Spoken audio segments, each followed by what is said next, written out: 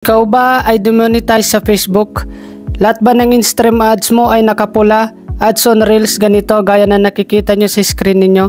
Actually, merong paraan yan paano i-appeal. So kapag nireport kayo, halimbawa community standard ganyan, or may mga violation ka, hanapin nyo lamang ang tinatawag na oversight board.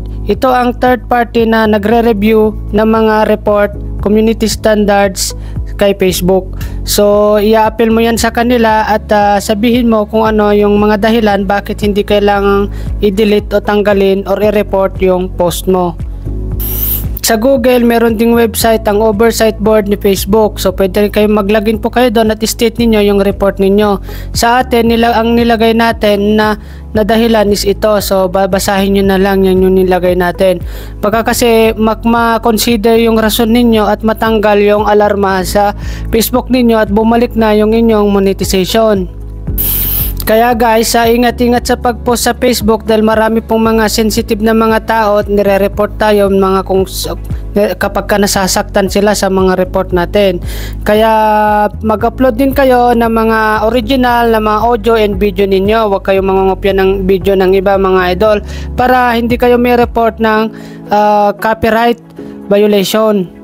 Ang mahirap pa, ang mga violation na ito ay 1 taon bago matanggal. Napakahirap tanggalin tong mga to. 1 year po ang antayin ninyo bago maklear. Pero kapag meron pong alarma na pero pag na-report kayo mga idol ay bibigyan naman kayo ng option ni Facebook. Kaya nyan, bibigyan kayo ng report number mga idol at yan ang gagamitin ninyo sa appeal ninyo sa oversight board ni Facebook.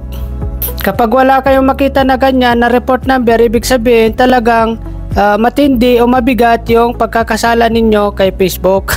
So ibig sabihin magantay ka, madedemonetize ka 1 week o 3 months or permanent delete ng account mo, ganon.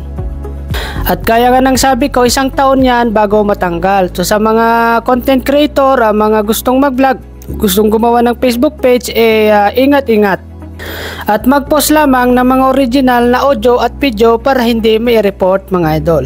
At syempre ingat sa mga comments natin, huwag masyadong nakakasakit ng kapwa yung mga comment natin tsaka yung mga pinopost natin, dahil gaya nga ng sabi ko, marami pong mga sensitibo at balat sibuyas sa Facebook, talagang i-report kayo niyan. Community standard. Alam naman natin na barya-barya lang talaga ang kitaan sa Facebook. Hindi naman ganun kalakihan unless ikaw ay malaking vlogger or malaking influencer or malaki yung channel or page mo. Pero dahil tayo po ay pipitsugin lamang na content creator mga idol, ay ingat-ingat lang tayo mga idol. Barya-barya lang ang ating kinikita dito mga idol. Pambili lamang po ng mantika at tuyo, pang ulam, pananghalian. So kung nakatulong tong video natin, huwag niyong kalimutang i-like, share sa mga tropa nating na demonetize din.